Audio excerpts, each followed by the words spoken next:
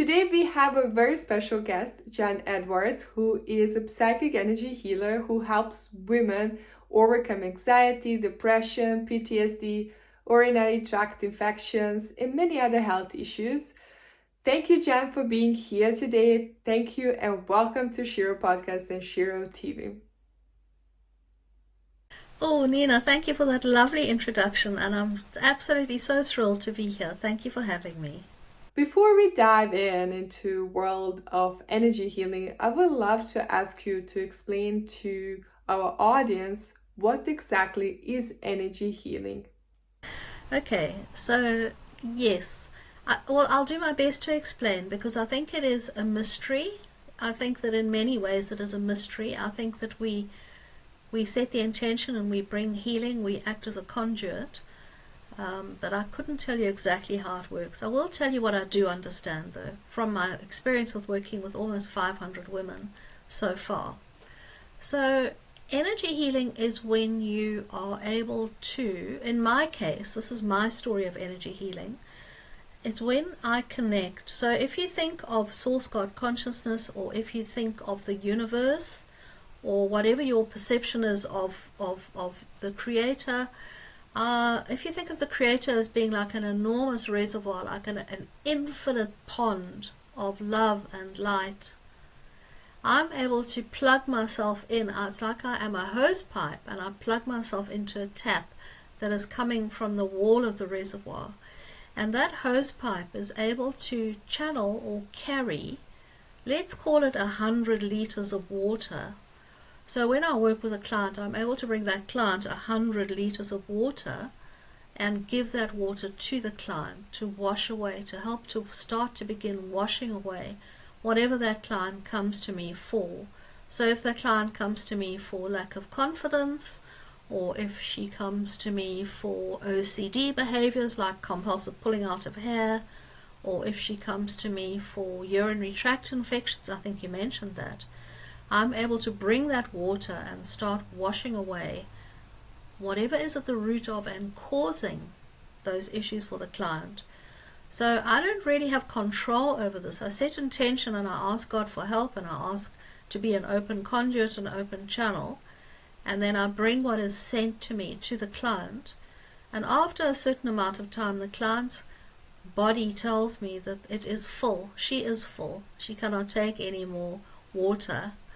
And so I then stop, I unplug myself from the reservoir, and I stop bringing the energy. We can also call it energy healing because we can say instead of the water and the reservoir, we can say it's like a adapter plug that's plugged into the wall, which connects to the energy. You don't know how you get your light, do you? Or you don't know how you make your toaster work, but the energy comes through that conduit in the wall, that wall socket, and along the electrical cables. And that's a kind of another analogy that I would use for what is energy healing. Thank you so much for the great explanation. So I would love to dig deeper and really understand, why did you become an energy healer? What happened in your life that put you on the path to help women all around the world? Sure. Okay. So I was for a lot of my life, I was in adult education and development, and I was a facilitator. I was a healing facilitator. And I lived in denial. I was in huge denial. I was an adopted kid. And just to set the record straight right from the beginning, I was adopted into a wonderful and amazing, all-embracing, unconditionally loving family. But somewhere in my subconscious mind, at a very young age, I laid down the belief that I'm not good enough. I laid down the belief very strongly that I was not good enough. And I think the reason for this was I had an image of my mother, who I never met, throwing me away. And I know as I got older, I realized, of course, that it probably caused her a great deal of pain and heartache. But when I was a child and when I was growing up, I didn't understand that. And so I had a great deal of feeling within myself that because my primary caregiver was unable to love me and accept me and keep me, that I was not good enough for anything. And I lived with that for many, many years. I started when I was 55. I met And you know, they say when the student is ready, the teacher appears. And I met someone when I was 55 who introduced me to energy healing. And I went for my first energy healing session.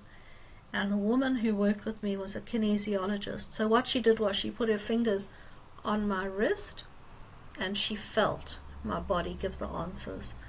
And she put her fingers on my wrist and she said, "So who abandoned you?"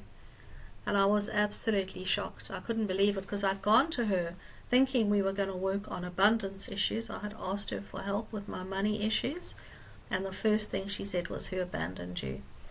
So I worked with her for many years. I still work with her because I believe that even though I believe I do believe I'm enough now, I believe that I am perfect in God's eyes. I believe that I am enough for everything. Most especially, I'm enough for myself. But I work on other things. You know, I have physical issues that I've worked with. I have mental issues that I've worked with. I had abundance issues that I've worked with. So the work has been ongoing. I still see her intermittently. And I love how energy healing has transformed my life, how it's changed my life. And that is why I continue doing it. And that then is why I started wanting to, when I realized how transformational this work was, I thought, well, I'd love to do this for myself. I'd love to do this for my family. And so I learned how to do it, and I discovered I have a gift for it. And now, instead of being an adult learning facilitator, I call myself a healing facilitator, because as I explained to you, I am merely the conduit. I am the hose pipe that is plugged into the reservoir. I am the plug that is plugged into the wall. It is not me who is the source of the water, and it is not me who is the source of the electricity. Hence, I am a facilitator. Thank you, Jan, for sharing your inspiring story. I would love to ask you, is there any specific method that you use to help women heal? Okay, well, the first method I learned was something called the emotion code. And once I had mastered that and become qualified in that, I then learned the body code. And once I had learned that and qualified in that, I started moving into more esoteric regions, and I started to learn psychic healing with some coaches and mentors. And I think that what happened for me, because I was using my intuition with the body code and the emotion code, my intuition became ever greater and ever deeper, which is why I now call myself a psychic, because now I communicate with my spirit guides and I get answers, and I can ask them questions and I get answers. And I use that psychic ability when I work with you, with a client. So very simply, the emotion code works on the principle that we trap our big feelings. When something big happens to us, for example, let's say you get divorced, let's say you have a car accident, let's say someone in your family dies, or a beloved pet dies, what happens is we very often believe that we haven't got time to deal with the big feelings, we don't have the capacity to deal with the big feelings, and so we shut those big feelings away. We close them down, we push them away, we put them in a cupboard and we say, I'll deal with that later. And what happens is those big feelings get stuck in the body, in the tissues and the organs, and we are unable to deal with them, so we just keep on carrying them. And after maybe months or years, depending on how well your body is coping with all this emotional baggage and trauma that she's carrying, the body may get sick. The body may manifest something like urinary tract infections, or bladder incontinence, or back pain, or headaches, or all sorts. You might get PTSD, you might have OCD behaviors that you can't control. And the reason this work is so powerful, and this is kind of the foundation, the emotion, I've just explained the emotion code to you as a foundation. Everything else that I've done builds on that. But the principles are the same, that we trap these negative beliefs about ourselves. We hold on to things, we create anchors that hold us back. Our inner child is unhappy And we have aspects of ourselves, aspects of consciousness, parts of our beings that are not happy and that need healing. But these are all at a very deep subconscious level. And the astonishment about this work, and the thing that I still find astonishing, even though I've been doing this now for such a long time, I've been doing this full time for almost 4 years, the astonishment is that when we work with this, we connect to the subconscious mind. So when I'm working with you, I don't ask you questions, I ask your subconscious mind and your higher self, which is yourself, which is connected to God. I ask those parts of your being, what can I do to help you to release whatever is at the root of and causing the issue that you've come to me for? And because you don't know, you often don't know. You might think, oh, well, when I was divorced, it was very traumatic. But you might not realize that when you were 4, your rabbit died, got run over, got eaten by a dog, and you witnessed that. And you might not remember that because you've shut it away, but you're still holding on to that trauma, those big feelings that you experienced when you saw that. And so what we do is the subconscious mind directs me to those feelings that are contributing to your trauma that you've come to me for, the divorce or let's say you've come to me for urinary tract infections. Your subconscious mind directs me to whatever is at the root of causing that. And I fully believe that we carry these emotions and feelings in our organs, and they are almost like balls of energy. I believe we are energetic beings, and that even though we look solid, we are in fact, if you were to look at me through a microscope and you were like a God figure, you would see lots of space in my being. There would be lots of empty space in between all the little dots of my being, and that would be energy. And when the energies of the trauma that we've held on to are lodged in the tissues and organs, and they will lodge in your tissues and organs depending on where your tissue and organs are susceptible or open to that, and then the energy lodges in the tissues and organs and almost distorts the tissues and organs. So when we release those old feelings of feeling unsupported or fearful, or the feelings of blame or dread, whatever we're releasing, the organs are able to normalize and the organs are able to heal themselves. So that is what I do, and that is why I believe it's so powerful, because you don't remember the stuff, so you can't talk about it. So unlike talk therapy, what I'm doing is I'm accessing your subconscious mind. I'm accessing the deep parts of your being, where your subconscious mind remembers absolutely everything that ever happened to you and is able to identify very quickly what is at the root of and causing this issue. And so we release that subconsciously, and I release it by setting the intention. I've created a connection. I release it energetically using my breath, and also by swiping on one of my meridians like this. And then we release it, and then we confirm. Once we've released that, we confirm, have we released that? And then we go on to the next one. And we carry on doing that for about an hour until your body is full, until your body cannot tolerate anymore. And then we close off and we end the session. And then we just get feedback from you. How are you feeling? What's happening for you? What's changed for you? And that's how it works. Thank you, Jan, for explaining the method you use. What I would love to know is how long does it take for people to heal? For example, if somebody has anxiety, how long does it take for that person to heal? Okay, that's a great question. So I would always say to you, how long is your piece of string? Because when you have anxiety, very often, in my experience, again working with lots of people who have anxiety, is that if we think of your lifeline as a piece of string, along that piece of string there's knots. And the first knot might be parents got divorced when I was 2. Second knot might be living with dad, and dad had a relationship with a woman who treated me unkindly. Maybe that's at 6. Then there's another knot at 10. Dad moved cities, and I moved cities with him, and I lost all my friends. I didn't have any friends. Another one, there's maybe a knot at 14, and this might be my Uncle Fred abused me.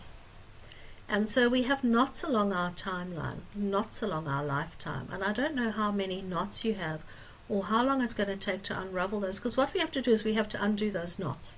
So it's not a talking process. I don't ask you what happened, because your conscious mind is not really aware of what's causing the anxiety.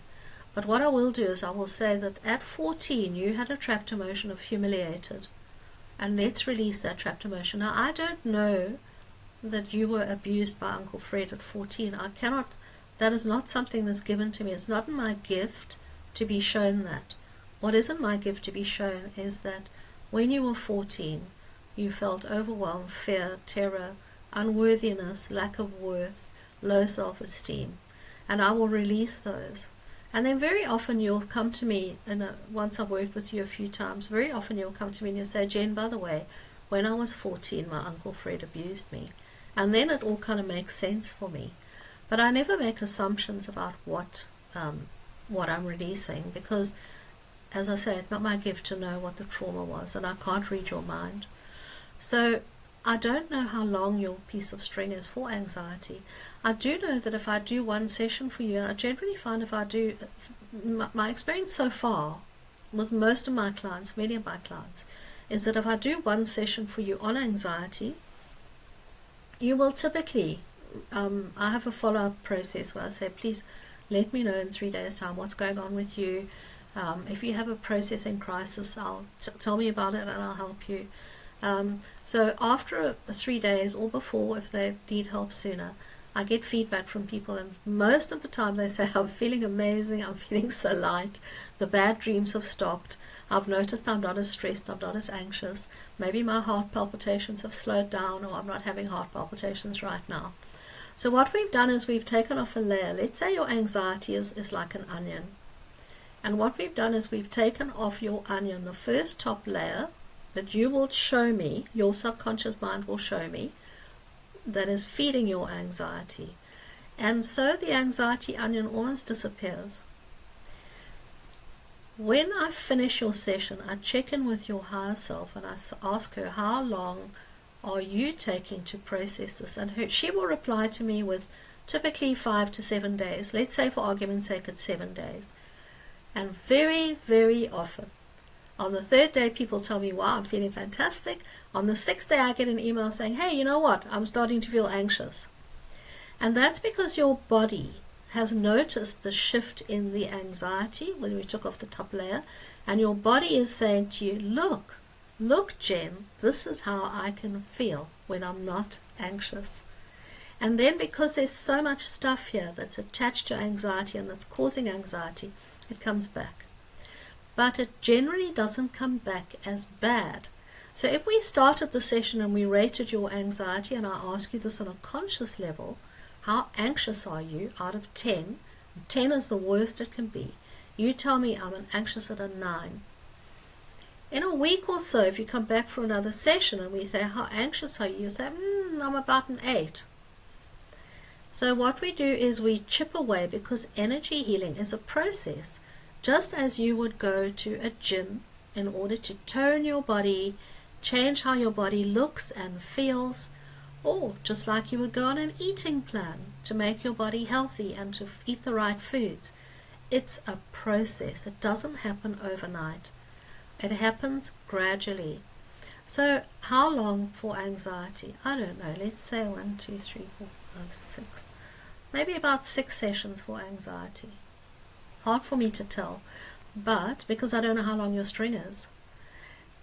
And then in terms of processing, so just to come back to anxiety, what we do, and I work with a lot of people in my healing circle on anxiety, and the reason my healing circle is so incredible is because I work every Thursday remotely with people all over the world. There's no Zoom call. All I do is I send you an email on Wednesday saying, that's happening tomorrow, please set your severity rating. I do the remote healing on Thursday of everyone in the group, and then I send them their report. And the reason it has such incredible results is because it's a drip, drip, drip of energy healing every single week. And So like I said, it's a process, and often people, if they, if they don't buy into the membership or they don't buy a course, they might come for one and then they'll say, oh, I'll wait a bit. And then the anxiety comes back, and not as bad as it was, but it comes back. So it's a question of chipping away at it, and just bringing it down, consistently bringing it down, just like you would chip away at the gym, and you would consistently do your sit-ups, and your abs would get stronger and stronger, and your core would become stronger and stronger. That's what we do with energy healing. And yes, some people might have a processing crisis, is what we call it.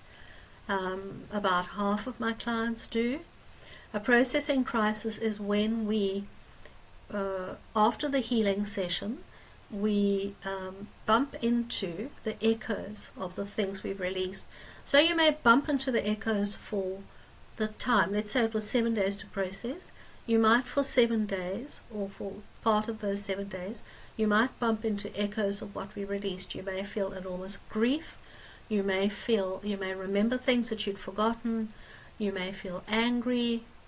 I don't know what you're going to do until you do it. But what I do is I send you a list of things you can do to manage it. And I say, yay, you're having a healing crisis. This is amazing. Because it means that deep fundamental issues are shifting for you. Yes, yes, yes. This is the beginning of the rest of your life. And I also say, contact me. Contact me as number one on the list, because if you are having a healing crisis, I want to know, because then I can connect with you remotely. If you text me and I say, text me, I'll give you my phone number, and I'll say, WhatsApp me, because I will respond. And if you WhatsApp me on a Saturday night, and you know what some people do, I will then check in with you remotely, and I will look at your chakras. And your chakras are wheels of energy that are aligned with your spine. And sometimes the chakras get knocked out of balance when the energies leave. And if that's happened, then I will realign your chakras for you. And 99% people will say, oh, Jen, I feel so much better, thank you. So it's easily sorted. It's manageable. And that then is such a blessing that you are having a healing crisis. Thank you, Jan, for sharing your expertise with us. And thank you so much for the great interview. Thank you for all the explanations you gave us about what energy healing is, the method you use, how long does it take for people to heal, and what are the symptoms somebody has when they release and going through healing period. Thank you so much for being here today. Before we wrap up this interview, I would love to ask you to share more about where people can find more about you. Thank you, Nina. It's been so nice talking to you. I've just been rattling away and you've been so good listening to me. Thank you. All right, so how can you connect with me? I have a website, and the address is www.jenedwards.com. That's Jen with a G, so Gen, Jen at jenedwards.com. And all my offerings and services are on there. I have something called the transformative community, where there's a whole lot of transformative group services. And then my sort of healing options page is where all my one-to-ones are, and my healing circle. So my healing circle, that particular membership, I do have other memberships, that particular membership is one you can join, and that as I said, it's a wonder and a blessing, because you get a drip of energy healing every week, every Thursday. You do not have to be with me. It is completely remote. You do get a healing report at the end of it, emailed to you, of listing, itemizing what we released. I also have a private Facebook group which is linked to that, which you can join or not as you prefer. And every Friday I go into that Facebook group and I comment or give insights or my impressions of what happened when we worked yesterday. And what I found with that, I say to people, give yourself the best shot. Commit to yourself, because you're not committing to me. This is a contract with you and your future self and your happiness and your growth and development. So contract with yourself to be with me for 3 months in my healing circle. because experience has shown me that by 3 months, most of the people in my healing circle have had real transformation. And we can work on one issue every week, and that drip of healing gets applied to that one issue. I will help you to determine what is the best issue for you to work with and how to phrase it to get the best result. Thank you so much for sharing about your membership. Thank you for being here today on this podcast and TV show. Thank you for all the work you do. Thank you for helping women heal. Thank you, thank you, thank you. Thank you. It's been so nice talking to you. Thank you, Nina. Thank you, thank you, thank you. And for all of you who are watching out there, if you need help, reach out to Jan. She is an amazing healer. I highly recommend her. Thank you so much for being here today. And until the next time, keep working on yourself, because the world does need that love and light inside of you more than ever. I'm sending you lots of love and positive energy. Bye for now.